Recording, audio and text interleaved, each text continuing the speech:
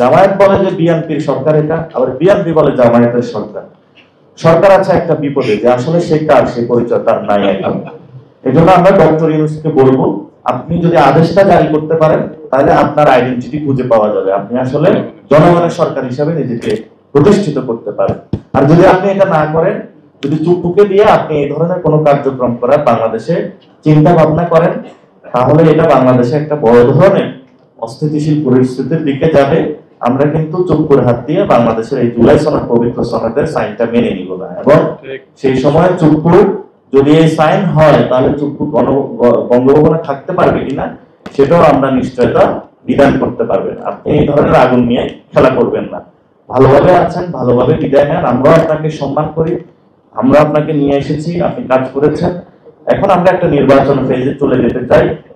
নির্বাচনের মধ্য দিয়ে পিপল যাকেই ভোট দেয়, এটা জামায়াত ইসলামীকে দেখ, এনসিপি কে দেখ, খেলাফত মজলিসকে দেখ, ইসলামী আন্দোলনকে দেখ, বিএনপি দেখ, আমরা একটা পর্যায়ের মধ্য দিয়ে আমরা গণতান্ত্রিক ওয়েতে যাই। কিন্তু সেখানে একটা কথা হয়েছে, সেটা হলো আমরা একটা বাংলাদেশের রিফর্ম অ্যাসেম্বলি চাই, যে অ্যাসেম্বলির মধ্য দিয়ে এই কার্যক্রমগুলো একটা সুষ্ঠু প্রক্রিয়ার মধ্য দিয়ে নতুন ভাবে আমরা বাংলাদেশটা স্টার্ট করতে পারবো। নতুন ভাবে আমি আর জাস্ট 2 মিনিট শেষ করে দিব কিছু একটা বিষয়। তবে নতুন ভাবে বাংলাদেশে একটা জিনিস এসেছে, ওই সময় মুক্তিযুদ্ধের চেতনার কথা বলে চেতনা ব্যবসায়ীরা বাংলাদেশে এক ধরনের চেতনার ফেস্টিভ্যাল কায়েম করেছিল। বাংলাদেশে কিন্তু আবার এই ধর্মকে ডিল না করে ধর্মীয় কথা বলে ধর্মীয় ফেস্টিভ্যাল কায়েমের প্রচেষ্টা চালিয়ে দেওয়া হচ্ছে। এই ধর্মীয় ফেস্টিভ্যাল যদি বাংলাদেশে কায়েম করা হয় তাহলে আলেম ওলামাদের উপরে বড় ধরনের একটি নির্যাতন নেমে আসবে।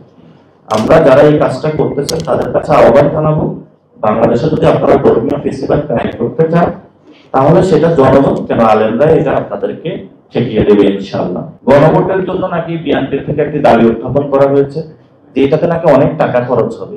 এই গণ অভ্যুত্থানের পরে বিএনপির একটা গডফাদার, একটা আসনের একটা লোক যে চাঁদাবাজি করেছে, ওই টাকা দিয়েই তো গণভোট আয়োজন করা যায় বাংলাদেশে। তারা বাংলাদেশের এবং শেখ হাসিনা যে সম্পদগুলো আপনার আমার পকেট থেকে চুরি করেছিল, এই পকেটে এগুলো তো আপনার আমার সম্পত্তি রাষ্ট্রীয় জমাগারে কোষাগারে জমা হওয়ার কথা। এই জন্য আমরা বিএনপির কাছে আহ্বান রাখবো, আপনারা যে ধরনের চাঁদাবাজি সন্ত্রাসী বাংলাদেশে কায়েম করেছেন, জনগণের টাকা লোপাট করেছেন, এগুলো রাষ্ট্রীয় কোষাগারে ফেরত দিন। আর যদি টাকার প্রশ্ন আসে একটা গণভোট আয়োজন করতে, যে টাকা যাবে এটা আপনাদের একটা আসনে, এবং ওই যে ঢাকা মহানগরের একজন নেতা আছে যে নয়ন, ও যে টাকা চাঁদাবাজি করেছে, দুর্নীতি করেছে, এই টাকা দিয়েও একটা বাংলাদেশে গণভোট হওয়া সম্ভব হয়।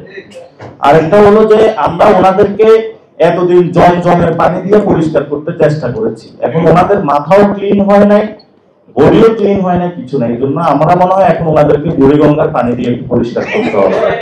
যদি আমরা এই ধরনের যারা সিনিয়র নেতৃবৃন্দ আছেন রাজনৈতিক এই জন্য অপসংস্কৃতি থেকে যদি লাঠালাঠি পাল্লাপাল্লি এগুলো থেকে যদি আপনারা বেরিয়ে আসতে না পারেন, তাহলে আপনাদেরকে আমরা বুড়িগঙ্গার পানি দিয়ে একটু গোসল করাবো, যাতে হলো ভবিষ্যতে আপনাদের ব্রেইনটা একটু খোলে। এর চেয়ে তো আর মকারি আপনাদেরকে করতে পারি না। আমাকে এমনি বলা হয়ে থাকে আমি নাকি বিএনপির ব্যক্তিগত বা জামায়াতের বিরুদ্ধে কথা বলি। আমার তো ভাই আপনার সাথে কারোর সাথে পার্সোনাল কোনো ক্ষতি বা সম্পর্ক নাই। এখন আমি এখানে রাজনীতি করতে আসছি, আমাদের এখনো ছোট বয়স, আমাদের এখনো মাথা আমরা কারো কাছে বিক্রি করি নাই, ফলত আমরা সত্য কথাগুলা বলতে পারি। যেমন শাপলাতে যে আলেমদেরকে ডাকা হয়েছিল, পঙ্গপালের না পুরো বাংলাদেশ থেকে আলেমরা এসেছিল, কিন্তু ওই রাতের যে কাহিনীটা হয়েছিল এখানে কোনো ওনাদের সেফটি নিশ্চিত করা হয়নি। অনেকে বলা হয়ে থাকে এটা একটা বৃহৎ ষড়যন্ত্রের অংশ ছিল, আলেমদেরকে একটা হত্যাযজ্ঞের মধ্যে এনে ফেলানো হয়েছিল।